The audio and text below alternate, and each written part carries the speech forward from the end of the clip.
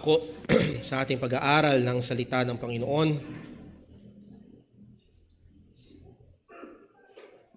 Matahon nakaraang Pasko ay siguro naranasan ng iba ho sa inyo na mapugpog na or mabomba ng maraming advertisement patungkol sa credit cards. Dahil sinusubukan nilang encourage sa mga taong kumuha ng credit card para ipang-shopping sa Kapaskuhan. At isa sa mga credit card companies, hindi ko sasabihin kung alin, napakasipag ng kanilang advertisement sa social media at pinagmamalaki nila na no fees for life. Wala kang babayaran fees for life. Pero again, kung hindi ka magiging maingat, kung hindi mo babasahin yung mga tinatawag na fine prints, ay no fees for life kung gagamitin mo yung card nila at gagasta ka ng at least 30,000 a month. Walang fee. Pero pag hindi ka nakaabot sa 30,000 a month, ay merong fee. At meron din naman yung iba nakalagay, no hidden charges. Ibig sabihin ay talagang nagiging honest sila at i-present talaga nila ano yung mga maaaring i-charge nila, yung mga terms and conditions doon sa credit card. Now, I said that to tell us sapagkat marami, hindi lamang mga credit cards, sadly, maraming mga so-called Christian groups and Christian teachers ang hindi lang naglalagay ng fine print, yung iba talaga ay tinatago yung mga charges. Pinepresenta lang nila lahat ng ika nga ay pakinabang, lahat ng mga perks di umano ng Christianity, na pag ikaw ay lumapit kay Kristo, magiging masaya ang buhay. Kapag ikaw ay nanampalataya kay Kristo, mawawala ang problema. O kapag kayo, buong pamilya, ay naging faithful kay God, ay magiging maayos ang lahat ng bagay. Well, nais ko sabihin sa inyo mga kapatid, mga kaibigan, lalo na ang ipinapangako ng mga prosperity gospel preachers na pag ikaw ay lumapit sa Diyos at naging committed ka, ay ang Diyos ay magiging committed sa iyong physical health, sa iyong financial success, at sa iyong victorious life. Ito ang kanilang pinapakita. Nevertheless, ay mini-mislead nila ang maraming mga tao. Kaya nga ho, madaging madalas na sa atin na marinig yung mga katagang expectations versus reality. Sa expectation mo, yung kinlik mong order, yun yung picture, pero nung dumating, sa realidad ay iba. And sadly, marami ang may expectation sapagkat sa false advertisement ng so-called Christianity at pag dumating sila sa tunay na buhay ng Kristiyano, as we will see it, as Christ presented it, paano ito pinakita, paano ito pinakilala ng ating Panginoong Kristo. Hindi tinago ni Jesus yung mga charges. Jesus never used any fine prints. Kundi yung mga gustong sumunod sa Kanya, maging mga disipulo, tagasunod, mananampalataya ni Kristo, hindi siya nagbigay ng misleading informations, hindi niya tinago yung mga demands, kundi ni-lay out niya in the open. At as we will see this morning, na sa pagiging tunay na Kristiyano, magiging pinakamataas si Kristo. Magiging pinakauna si Kristo. At oo, siya'y magiging mas higit sa pamilya. At ang pinaka gusto kong mensahe na makuha natin ngayong umaga ay ito: to love our families fully. Every member must love Christ supremely. To love our families fully. Every member must love Christ supremely. Today is our Family Sunday. At nais kong i-challenge ang bawat isa, bawat asawang lalaki, bawat asawang babae, bawat magulang, at bawat mga anak. And yes, bilang mga Pilipino, we are so big on the family. Family is number one. Family is everything. Ang pinakamahalaga ay pamilya. At pag nagkaroon ng trahedya, kahit nasunog ang bahay, nabaha lahat ng ari-arian, ang sasabihin, basta, ang mahalaga ay ito daw, kumpleto ang pamilya. Now, I'm not saying na hindi mahalaga. I'm not saying na hindi masaya. And I'm not saying na hindi maganda ang kumpleto ang pamilya. Pero merong mas mahalaga sa pamilya. Let's pray. Panginoong Diyos, sa aming Ama sa langit, buksan mo ang aming mga mata, buksan mo ang aming mga puso. Gamitin mo ang iyong salita na makapangyarihan. Tawagin mo kami sa pagsisisi. Lalo't higit, O Diyos, ang mga wala pa sa pananampalataya kay Kristo. Ikaw po nawa, Panginoon, ang magligtas. Samahan, ingatan, tulungan mo po kami ngayon. Kailangan namin, desperado namin kailangan ng iyong biyaya upang makita namin na si Kristo nga ang pinakamahalaga. Lahat ng ito'y dalangin namin sa ngalan ng aming Panginoong Hesukristo. Amen. Well, expectations versus reality. Ang mga Hudyo ay umaasa na ang darating na Mesiyas ay isang political savior. Umaasa sila na ang darating na Kristo ay siyang mag-eliminate sa Roman Empire na sumasakop sa Israel. Ang inaasahan nila ay ang darating na hari ay siyang magdadala muli ng golden age, a new golden age sa kingdom ng Israel.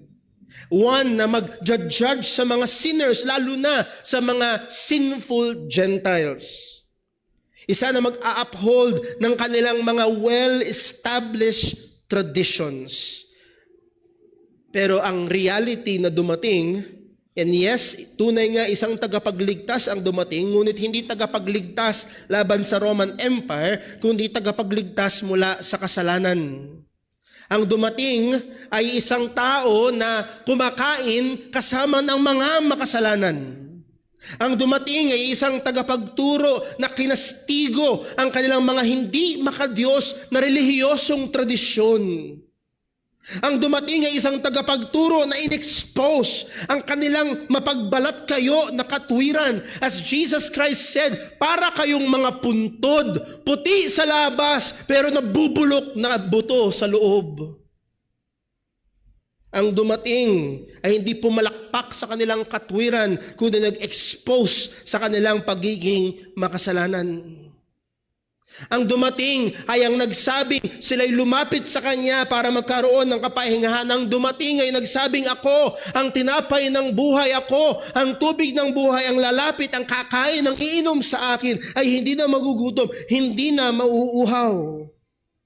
In short, their expectations were not met. Nadismaya sila. Kaya sa Mark chapter 15 verse 12, nung tinanong sila ni Pilato, anong gagawin ko sa hari ng mga Hudyo, sa inyong tinatawag na hari ng mga Hudyo? Ang sabi nila sa verse 13, and they cried out again, crucify him! Because their expectations were not met. Pinapako nila ang Mesiyas. Pinapako nila ang Diyos na nagkatawang tao. Now yes, there are those, but in the minority, na talagang lumapit kay Kristo at nakasumpong ng kapahingahan, na talagang uminom sa tubig ng buhay, talagang kumain ng tinapay ng buhay, talagang nanampalataya kay Jesus na siya nga ang Mesiyas.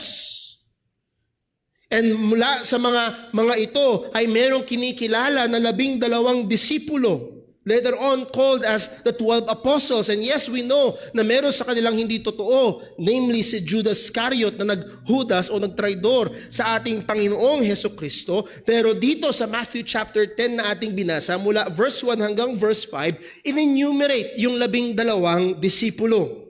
At hindi lang sila basta in-enumerate, sa record ni Luke, tingnan lang natin, sa Luke chapter 9 verse 1, ang sabi, and then he called his 12 disciples together and gave them what? Power and authority over all devils and to cure diseases.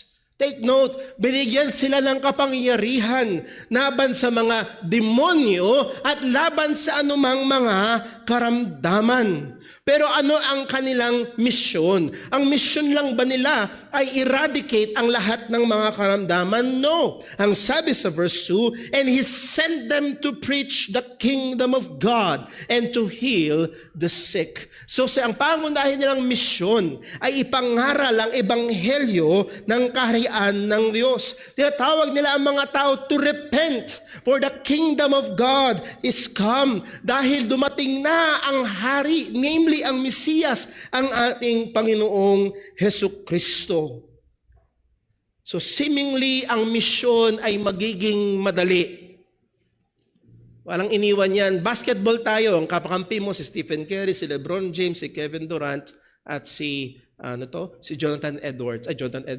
Si Anthony Edwards. Jonathan Edwards. Theologian yun, hindi basketballista. Si Anthony Edwards. Sige, laro kayo. At kung sasabihin mo, ay di madali na, yun ang kakampi ko eh.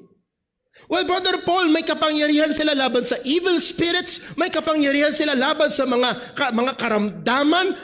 Mission will be very easy. But as we know history, according to the scripture, hindi naging madali. Lahat ng mga apostol ay namatay bilang martir liban sa isa. Merong pinako ng pabaligtad, merong pinugutan ng ulo. Si John the Beloved lamang ang namatay sa exile. Bakit ganun? Bakit ganun? Well, hindi itinago ni Jesus ang terms and conditions ng pagsunod sa Kanya. Walang hidden charges. Pinaalam sa kanila ni Jesus, okay, you have power and authority over evil spirits and diseases, pero ito ang haharapin niyo. Una, ang sabi ni Jesus, magtitiwala kayo sa Diyos at sa Diyos lamang at sa provision ng Panginoon. Verse 9, Matthew 10, ang sabi, provide neither gold nor silver nor brass in your purses, nor scrip for your journey, neither two coats, neither shoes, nor yet staves or stabs, for the workman is worthy of his meat. Titiwala ka sa Diyos para sa iyong sustento o sa sustento sa iyo. Sinabi ni Jesus na hindi sila magiging welcome sa lahat ng bayan. Hindi sila magiging welcome sa lahat ng mga bahay. Sa verse number 14. Yes, meron silang kapangyarihan laban sa evil spirits. Yes, meron silang kapangyarihan para magpagaling. Pero bakit merong hindi tatanggap sa kanila? Pero hindi lang yun. Hindi lang basta may mga bayan o mga bahay na hindi tatanggap sa kanila, meron pa talagang uusig o magpa-persecute sa kanila. Ang sabi ni Jesus sa verse 16, behold, I send you forth as sheep in the midst of wolves. What a picture.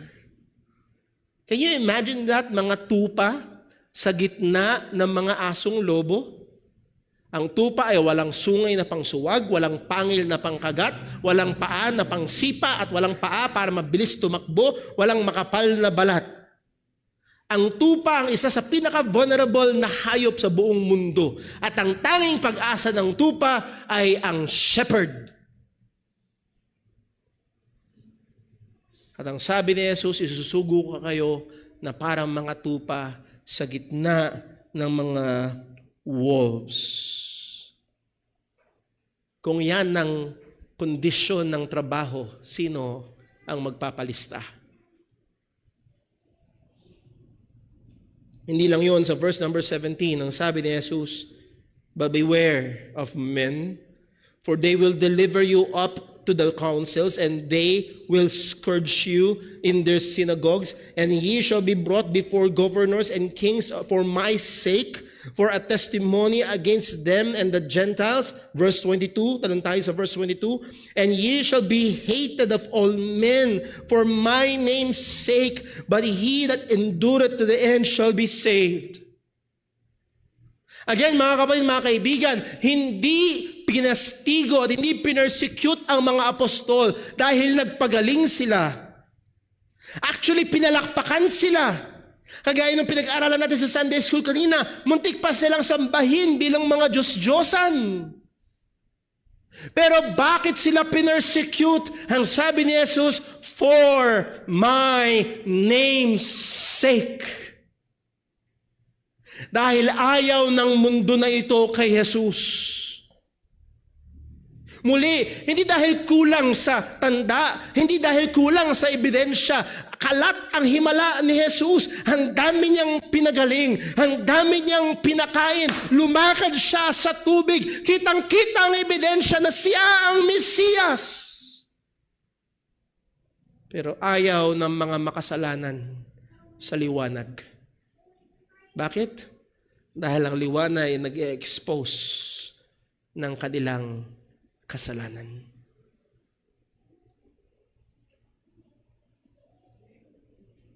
Now, Brother Paul, kung ipapersecute nila ako, kakayanin ko yan.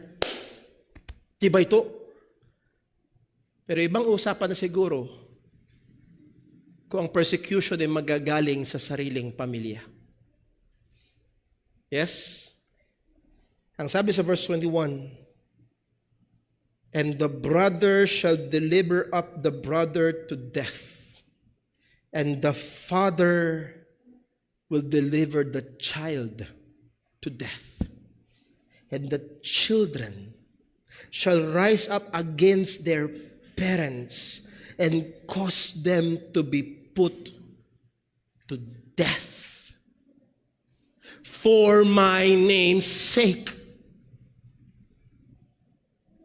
Dahil kay Kristo, merong mga pamilya, kapatid, ipapabitay ang sariling kapatid, sariling magulang, ipapabitay ang sariling anak, mga anak, ipapapatay ang sariling magulang dahil kay Jesus. At mga kapatid, wag niyong i-joke. Hindi yan ngayon lang. Hindi yan noon lang. Hanggang ngayon, may mga lugar sa mundo na pinapatay ang mga tao pag naging Kristiyano. May mga churches na kagaya natin na sa kanilang pagtitipon, biglang kinakandado ng mga tao sa labas ang pintuan ng church at hahagisan nila ng gasolina at ng apoy ang church na gawa sa kahoy at susunugin nila ang mga Kristiyano sa loob. Just because they're Christians. May mga magulang na ipapapugot ang ulo ng kanilang mga anak. Ipapasunog ng buhay. Just because of Christ. Hindi lang ito noon. Ito ay hanggang ngayon. So ang sinasabi ni Jesus ay ito, kung susunod kayo sa akin, kung magpapailalim kayo sa akin, kung tunay niyo kung tatanggapin bilang inyong Panginoon at tagapagligtas, delikado kayo. Pwedeng malagay sa panganib ang inyong pamilya. Pwedeng masira ang inyong pamilya. Hindi lang masira, pwede kayong ipapatay ng inyong sariling pamilya. Mga kapatid, salamat sa Diyos na sa Pilipinas meron tayong kalayaan at meron tayong batas na pumuprotekta sa atin. Pero alam niyo ho ba, may mga bansa na meron silang religious police? Na pag nahuli ka na lang sumasamba sa ibang Diyos, namely sa Diyos ng Kristyanismo. Pag meron kang ibang hawak na aklat, hindi yung hawak ng relihiyon nila, kundi ang Biblia, pwede kang arestuhin. Pwedeng kumpiskahin ang lahat ng iyong ari-arian. Pwede kang patayin. Pero si Jesus ay nagbigay sa kanila ng encouragement, ng courage, caution, and comfort. Mabilis lang, courage. Sa verse 6, ang sabi ng ating Panginoong Jesus, fear them not, therefore, fear them not, therefore, for there is nothing covered that shall not be revealed, and hid that shall not be known. Huwag kayong matakot sa kanila, sa mga taga-usig. Maaaring sila'y maging successful sa pansamantala, sa kanilang pag-uusig sa mga tao ng Diyos. Pero walang pag-uusig na matatago, walang pagdurusa ng mga mananampalataya ni Kristo na patuloy na matatago. Ito ay marireveal. Ito lahat ay ihahayag. And listen, ito lahat ay hahatulan ng Diyos dito sa buhay na ito o sa kabila. Ang sabi ni Jesus, huwag kayong matakot sa kanila. Nagbigay babala din si Kristo. Sabi niya sa verse 28, "And fear not them which kill the body, but are not able to kill the soul, but rather fear him which is able to destroy both soul and body in hell." Ano ito? This is an argument from lesser to greater. Yes, pag sumunod kayo sa akin, sabi ni Jesus, uusigin kayo. Yes, pag naging totoo kayong mananampalataya ko, sabi ni Jesus, maaari kayong patayin, usigin, at gawa ng masama. Pero sabi ni Jesus, huwag kayong matakot sa kanila na ang kaya lang gawin ay saktan lang ang katawan. Sasabihin ko sa inyo, sabi kung kanino kayo dapat matakot, matakot kayo sa Kanya na pagkatapos patayin ng katawan ay may kapangyarihang ibulid ng kaluluwa sa impyerno. At sino yun? Ang Diyos. Dahil hindi pwedeng nasa gitna ka. It's either ikaw ay sa mundo o sa Panginoon. At ang sinasabi ni Kristo, huwag ka matakot sa mundo, mas matakot ka sa Diyos. Kahit humarap ka sa pag-uusig, mas piliin mo ang Diyos.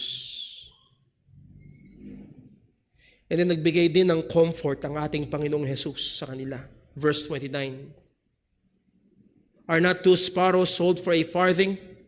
And one of them shall not fall on the ground without your Father."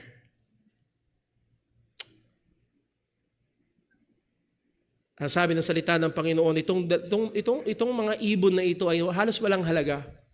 Kamakailan, nasa palengke ako, last week, nasa palengke ako, at may mga ibon doon na binebenta. Actually, inisip kong bumili para ipakita, pero alam ko, tutorturin yun ng mga anak ko. Nevertheless, ang punto ay, ang mura.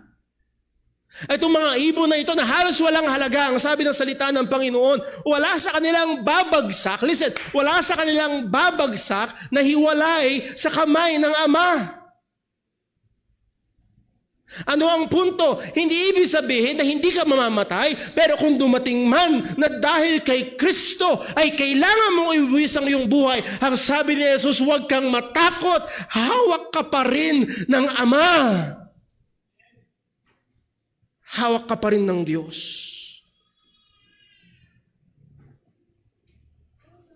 Ang sabi sa verse 30, "But the very hairs of your head are all numbered." Kahit yung mga pinakamaliliit na detalye ay nahandoon ang atensyon ng Diyos. Sabi ko nga wala pa sa ating naupo at nagbilang ng ilang hibla ng ating buhok. Yung iba talaga mabibilang na lang, pero wala sa ating naupo para magbilang. Para sa atin, anong sense? Sayang lang ang oras pag binilang ko. Tapos pagkabilang mo, nabunot pa yung isa. Ay naku, di mo na alam. Ulit ka na naman. Pero ang sabi ng salita ng Diyos, even the very hairs of your head are numbered. Even the details na sa atin ay baliwala, ay binibigyang atensyon ng Diyos. So kung ikaw ay Kristiyano at susunod ka kay Kristo at ikaw ay dadaan sa maraming pag-uusik, fear not, God knows it. Alam ito ng Diyos. Kita ito ng Diyos. At hindi ito labas sa soberanong kamay ng Diyos. Verse 31, "Fear ye not, therefore, ye are of more value than many sparrows." Yung ibon na wala halos halaga ay binibigyang atensyon ng Diyos, so huwag kang matakot. Mas mahalaga ka sa ibon. Muli, hindi ibig sabihin hindi ka dadaan sa problema. Hindi ibig sabihin sa pagsunod natin kay Kristo, hindi tayo, na libre na tayo sa pag-uusig. Sinabi ito ni Jesus, sa gitna mismo ng pag-uusig. So ang ginawa ni Jesus ay dinimolish niya ang maling kaisipan. Ang kaisipan na gustong paniwalaan ng maraming mga mangangaral ngayon sa panahon natin ngayon na pag sumunod ka kay Jesus, okay ang lahat. Pag sumunod ka kay Jesus, walang problema. Pag sumunod ka kay Jesus, walang pain, walang sorrow, wala nang luha at kung ano paman. As I've said, lalo na sa ating mga Pilipino na napakalaki sa atin ang issue ng pamilya. Muli, ang pamilya ay mahalaga. Ang pamilya ay masarap. Ang pamilya ay napakaganda. Pero as I've said, merong mas mahalaga sa pamilya. Just to illustrate, naalala ko nung ako'y nagtrabaho bilang security guard sa Amerika, isa sa mga tinuro sa amin ay ang first aid ng CPR. At doon sa CPR, ididiin mo, sinabi sa ididiin mo yan, ilulubog mo ng at least 2 to 3 inches, tama ba? At least 2 inches. At may nagtanong, hindi ho ba yung nakaka-fracture sa ribcage? Kasi pag diniin mo yung ng 2 inches, talagang magkaka-fracture sa ribcage. Higit sa malamang. Ang sabi ng instructor, well, mamimili ka, fractured ribcage o tumitibok na puso. Alin ang pipiliin mo? Sino may gusto ng, ayoko ng fractured ribcage, wag na lang tumibok ang puso? Sino magsasabi, okay na lang, kasi maghihilom naman yan, ma-fracture ribcage, basta tumibok ang puso. Anong punto? It's an argument from lesser to greater. Mahalaga yung ribcage, pero merong mas mahalaga na magiging willing ka na masira, mabasag, dahil merong mas mahalaga. Ang sabi ni Jesus sa verse 34, ito yung binasa natin kanina, think not that I am come to send peace on earth. I came not to send peace, but a sword. Now, gusto ko lang sabihin agad, hindi natin dapat isipin na si Jesus ay nagsasabi dito na tayo ay makipaggera. Hindi tayo tinatawag ni Jesus dito sa isang holy jihad or ano pa mang holy war or religious warfare. No? Ang sabi ng salita ng Panginoon, si Jesus nga, ang tagapagligtas, siya ang Mesiyas, siya ay ang humble, meek Lamb of God, at isa sa mga titulo ni Jesus, siya ang Prince of Peace. Pero lahat ng ito'y totoo. Nevertheless, ang sabi niya, I came not to send peace, but a sword. At ang Jesus na nagsabi nito, siya rin na nagsabi na Matthew 5 verse 9, blessed are the peacemakers, for they shall be called the children of God. Siya rin nagsabi sa Matthew 5 verse 44, but I say unto you, love your enemies, bless them that curse you, do good to them that hate you, and pray for them which despitefully use you and persecute you. So no, hindi nagpo-promote si Jesus ng violence for religious sake. Hindi. Wala tayong Christian jihad.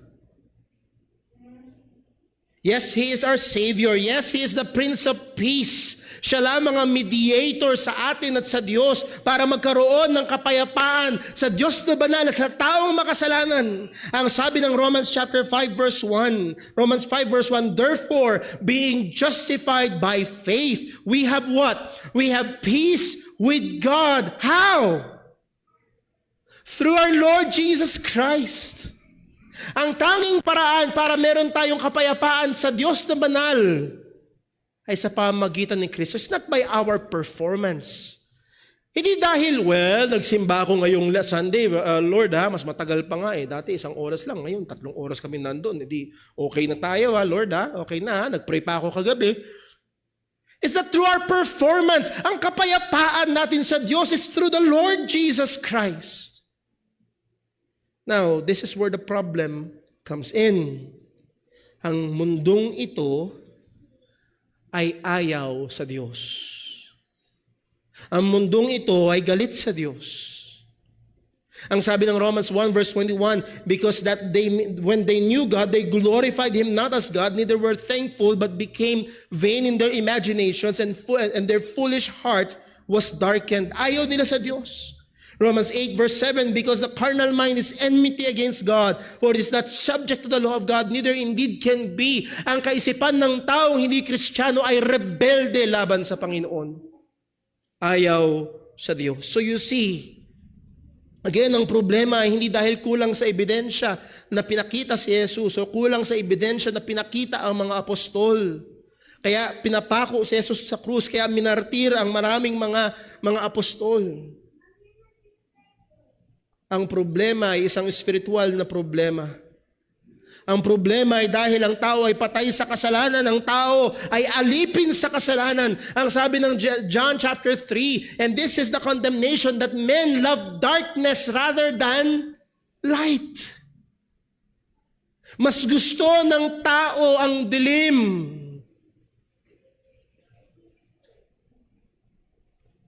Ang sabi ni Pablo, tayo patay sa mga kasalanan at pagsalansang. So narito ang problema. Kapag ang isang tao ay pinanganak muli ng banal na Espiritu, nagsisi sa kanyang kasalanan, lumapit kay Kristo, nanampalataya sa Ebanghelyo at tunay na naging Kristiyano, ang sabi ng salita ng Diyos ay inaampon sa pamilya ng Panginoon. Ang sabi sa John chapter 1 verse 12, but as many as receive Him, what?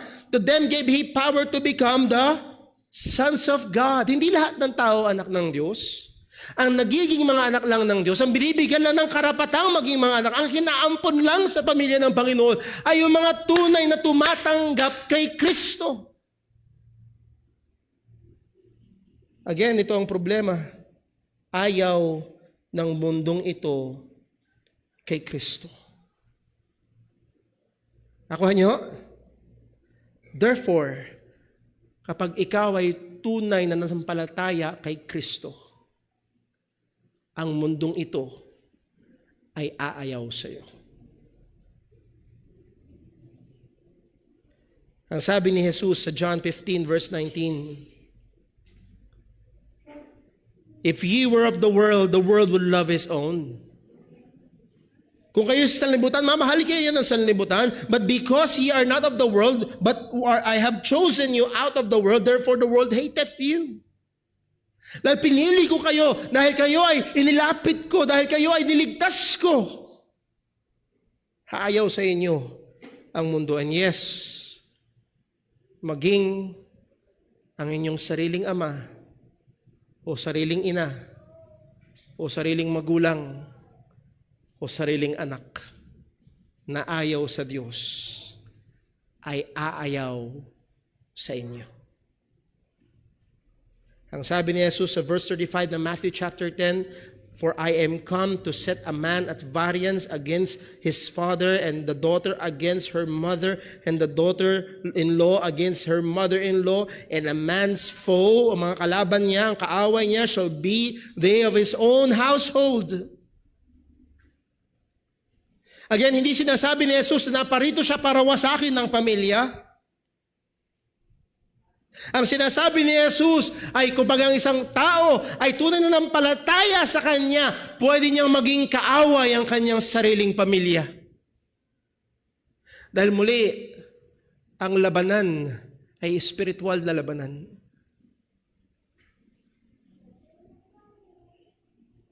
Now, I know, maaaring sa marami ngayon nyo lang naririnig, pambihira. Kung ganyan ang hinihingi ni Jesus, kung ang pagiging Kristiyano ay pwedeng magyari yan, ayoko. Kumbaga sa business deal breaker. Hindi ako magsasubscribe. Ayoko. Now, hindi tinone down ni Kristo. Shocking! Pero kaysa bawasan niya, kaysa i-sugarcoat niya, dinagdagan niya pa. Ang sabi niya sa verse 37, he that loveth father or mother more than me is not worthy of me, and he that loveth son or daughter more than me is not worthy of me.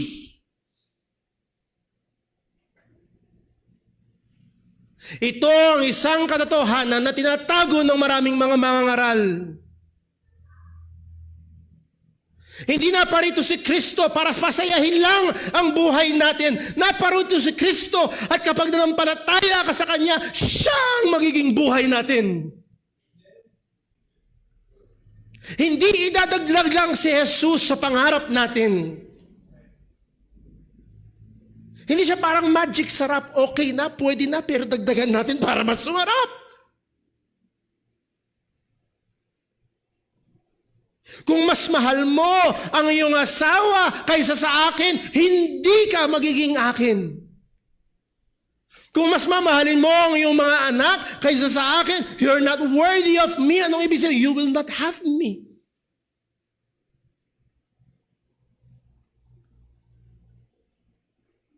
That's why, ang pagiging tunay na Kristiyano, ang pagiging totoong Kristiyano means not just joining a group or a religious group. Isa sa ibig sabihin ng pagiging tunay na Kristiyano means to love and to treasure Christ supremely. Paano isa sa mga kaparaanan para malaman mong totoo kang Kristiyano? You love Christ. You treasure Christ. Kayamanan ko si Kristo. Mahalaga si Kristo. At ganong kahalaga ang sabi ni Jesus, mas mahalaga pa sa pamilya mo. Dito madudurog ang Diyos-Diyosan ng pamilya. Hindi in competition ang Diyos sa pamilya. Ipili ka, puso o ribcage.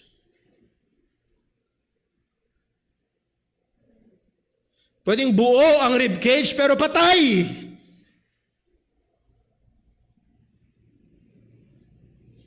Kaya tayo naniniwala na pwede lamang ito, again, humanly speaking, pambihira. Kung ganyan, sinong papasok? Sinong sasali? Sinong sasampalataya? Kung ganyan katindi. Mas mamahalin ko si Jesus kaysa kay Timmy. Mas mamahalin ko kay Jesus kaysa sa asawa ko, kay Leah. Ito ay posible lamang sa pamamagitan ng gawa ng Diyos. Ang sabi ni Pablo sa 2 Corinthians 4:6, For God, who had commanded the light to shine out of darkness, had shine in our hearts. God had shine in our hearts. Kung ikaw ngayon ay Kristiyano, kung ikaw ngayon ay ligtas, sapagkat ang Diyos ay nagbigay liwanag sa iyong puso. At nung nagbigay liwanag, anong nakita? To give light of the knowledge of the glory of God in the face of Jesus Christ. Hindi buo, hindi kumpleto, but you will have some understanding of the glory of God in the face of Christ. Maunawaan mo kung gaano kaluwalhati, kung gaano kaganda, kung gaano kahalaga talaga si Kristo. That's why if you will read Christian history, Christians really died for Christ. Hindi to laro. Hindi ito bahay-bahayan. Now, alam ko, Brother Paul, Family Sunday ngayon.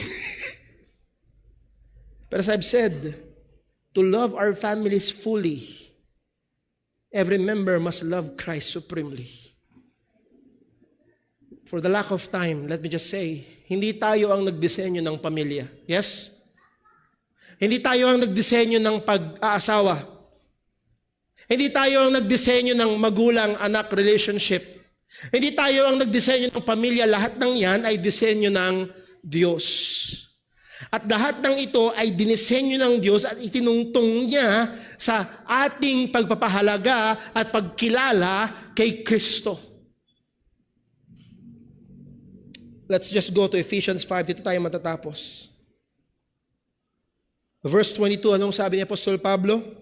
Bibilisan lang natin. Verse 1, wives, submit to yourselves to your own husbands. Verse 25, husbands, love your wives, even as Christ also loved the church and gave himself for it. Chapter 6, verse 1, children, obey your parents in the Lord, for it is right. Chapter 6 verse 4, and ye fathers, at kasama rin yan yung nanay, and ye parents, provoke not your children to wrath, but bring them up in the nurture and admonition of the Lord. What's that? That's family. At paano daw din natin dapat palakarin, patakbuhin ang ating pamilya? Saan ito nakabase? Pag binackward nyo ng konti, ang sabi ni Apostol Pablo sa chapter 5 verse 1, be therefore followers of God as dear children and walk in love. Mamuhay daw tayo sa pagmamahal as Christ also hath loved us and hath given Himself for us, an offering and a sacrifice to God for a sweet smelling savor.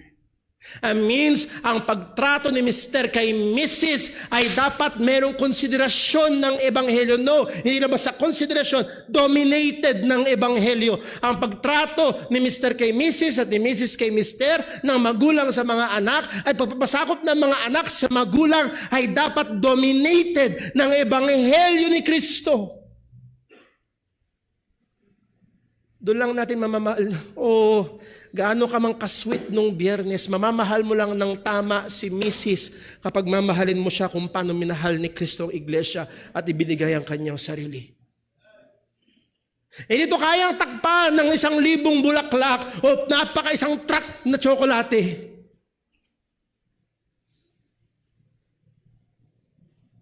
Ang tamang relasyon ng Mrs. sa Mr. at Mr. sa Mrs., magulang sa anak at anak sa magulang, ay magiging tama lamang sa Ebanghelyo ni Kristo.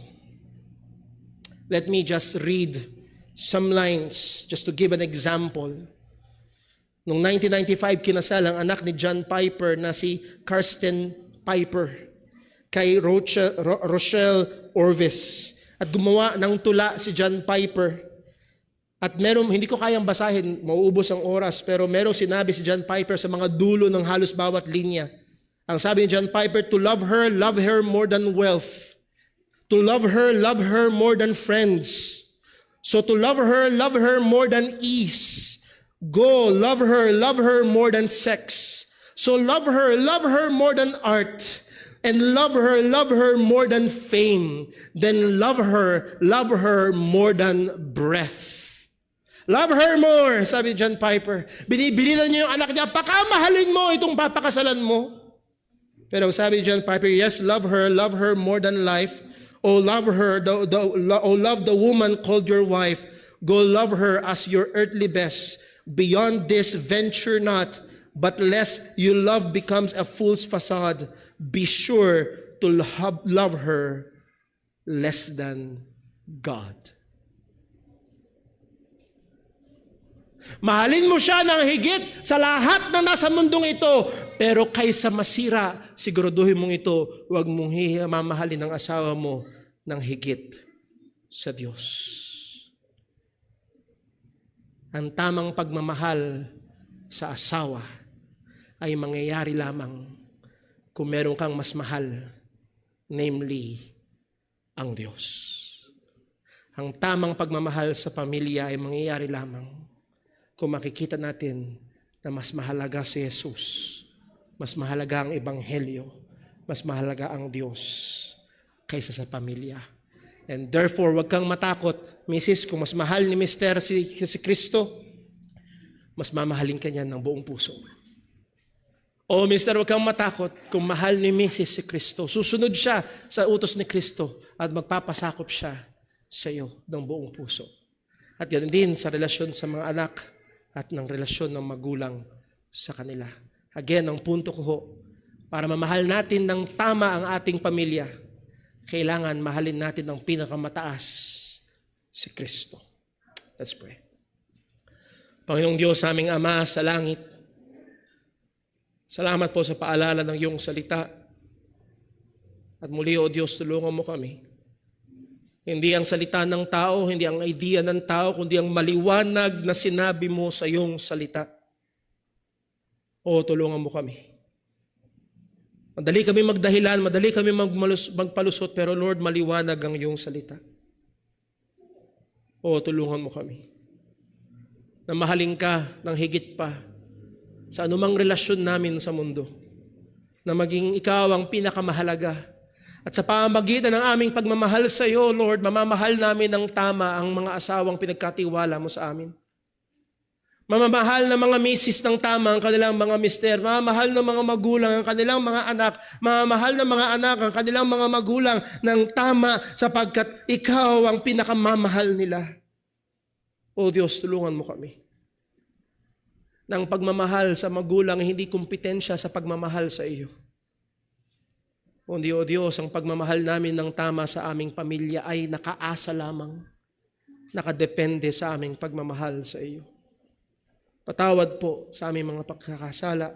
Mahabag ka, O Diyos, sa mga wala pa kay Kristo. At nawa, ngayon sa diriling ito, ay merong ang manampalataya kay Jesus para magkaroon siya ng kapayapaan sa iyo. Salamat po sa iyong salita. At lahat ng ito, O Diyos, ay makaluwalhati sa iyong pangalan. Dalangin namin ito sa ngalan ng aming Panginoong Hesukristo. Amen.